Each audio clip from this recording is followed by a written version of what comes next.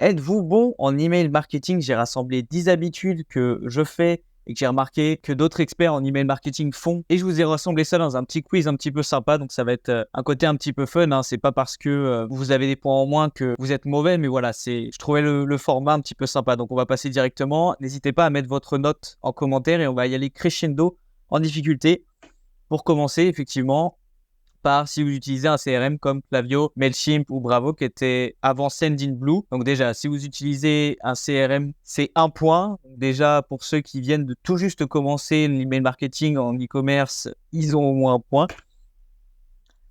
Si vous retirez quasiment toujours le smart sending, alors donc ça c'est vraiment les erreurs au début et c'est quelque chose que j'active pas vraiment plus souvent maintenant. Le smart sending, donc empêcher l'envoi d'un email si la personne a reçu un autre email 16 heures avant, ça peut poser problème. Donc par exemple, si vous avez une news que vous souhaitez partager, par exemple la rupture d'un produit, la remise en stock d'un produit, des choses comme ça. Si de manière générale, vous envoyez des emails de campagne, le smart sending peut être vraiment embêtant parce que du coup, tous les emails de séquence avec le smart sending ne vont pas s'envoyer à la personne si elle a reçu un email de campagne dans les 16 heures. Ou alors si votre séquence de flow a des emails qui sont très serrés les uns des autres de moins de 16 heures, en fait, le smart sending va tout bousiller.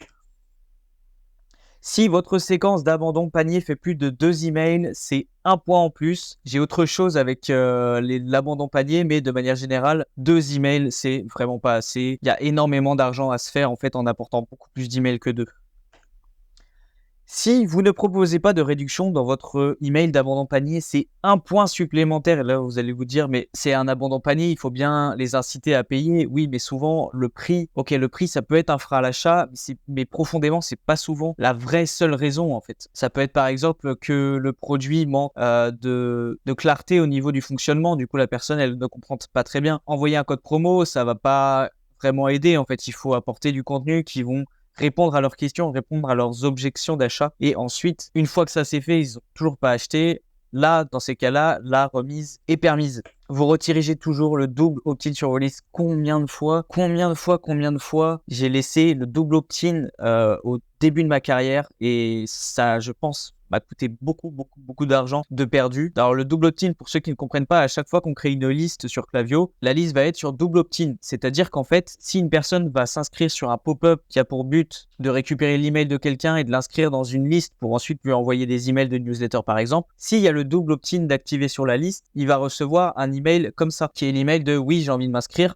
Le problème, en fait, c'est que si par exemple, vous promettez quelque chose dans votre opt-in, par exemple un code de promo de 5%, il va recevoir premièrement cet email-là, donc il va devoir s'inscrire et il va recevoir ensuite l'autre email avec le 5%, mais ça fait beaucoup d'étapes et en fait, des fois, entre le fait de s'inscrire et le fait de recevoir l'email de newsletter, il y a du temps qui se passe et dans ces cas-là, la personne, en fait, soit elle est frustrée de ne pas avoir son code directement, soit elle comprend pas pourquoi elle n'a pas son code dans cet email ou quoi que ce soit. Donc en fait, le double opt-in, vraiment, si la personne met son email pour s'inscrire dans votre liste, si votre liste, vous la nettoyez de temps en temps, double opt-in ne devrait pas être activé en fait. C'est vraiment un performance killer. Et tous ceux qui connaissent pourront dire la même chose. Vous optimisez toujours vos GIFs et images. Ça, c'est un point avec la super mascotte de JPEG, Tiny PNG, avec le panda, qui est d'ailleurs, Tiny PNG est d'ailleurs l'un des algorithmes les plus efficaces pour la compression d'images gratuitement. Donc ça, c'est un point. Si toujours vous faites attention à optimiser vos GIFs et vos images dans vos emails. Si vous n'avez pas peur d'envoyer trop d'emails, donc là je parle pas de spam, je parle de trop d'emails. Qu'est-ce que ça veut dire trop d'emails? En fait, c'est une personne va envoyer par exemple 3 emails d'abandon panier et directement ça va faire peur en fait. Ou alors un email de campagne, ils ont peur d'envoyer par exemple 2 ou 3 emails de campagne dans un mois parce que ils ont peur de déranger. Mais en fait, ce qu'on remarque, c'est que souvent c'est des peurs qui sont infondées parce qu'on est vraiment un tout petit moment dans la journée de nos prospects, déjà s'ils ouvrent les emails. Et quand on regarde les datas, en fait, envoyer 2, 3, 4, 5 emails par mois au niveau des désabonnements, au niveau des spams, des choses comme ça, c'est très très sain, il n'y a pas de souci. Après, il faut bien le faire. Si vous envoyez n'importe quoi, effectivement, les gens, ils vont se plaindre. Donc voilà, la plupart du temps, en fait, quand on commence l'email marketing, on a peur que ce soit intrusif et c'est souvent une peur qui est infondée. Un point de plus, si la livraison apporte du contenu de valeur en plus. Alors là, on monte d'un niveau. Si dans votre suivi de livraison, vous apportez de la valeur, donc par exemple une lettre du propriétaire, une lettre du créateur de la marque qui remercie et qui partage un peu les valeurs qui l'a poussé à créer le shop. Si vous avez dans votre suivi de livraison aussi des guides pour utiliser le produit, ou si vous avez, donc voilà, si votre suivi de livraison de manière générale, vos emails de suivi de livraison sont custom et apportent du contenu de valeur en plus qui va permettre pour votre image de marque, pour la confiance du client, pour fidéliser, c'est un point en plus. Si vous faites plus de 30% de revenus mensuels avec vos emails, c'est un point de plus aussi. Donc là, on monte encore d'un niveau. Donc là, c'est c'est un screenshot d'un de mes clients. On est sur du 30% pile poil. Non, on est sur du 33%, ce qui est plutôt standard en fait. Donc on peut voir que les campagnes ont fait 23% et les flows ont fait 76%. Mais voilà, c'est plutôt standard. Quand on est sur des mois où il y a le Black Friday, des choses comme ça, on est beaucoup plus. On est à 50-60%. Donc déjà, si vous générez 30% de revenus mensuels de manière stable avec vos emails, c'est un point de plus. Et le dernier, si vous demandez des reviews et des UGC à vos clients après achat, ça c'est un point en plus. Et si vous faites déjà cette stratégie-là, chapeau à vous, parce qu'elle est super efficace. Aller demander des reviews et des vidéos d'UGC à ses clients après l'achat en automatique avec des emails, c'est super efficace parce qu'ensuite vous allez pouvoir avoir des photos à poster sur les réseaux sociaux. Vous allez avoir des vidéos de vos clients. Donc ça peut être fait par exemple en proposant le remboursement partiel d'une commande, une carte cadeau, un code promo.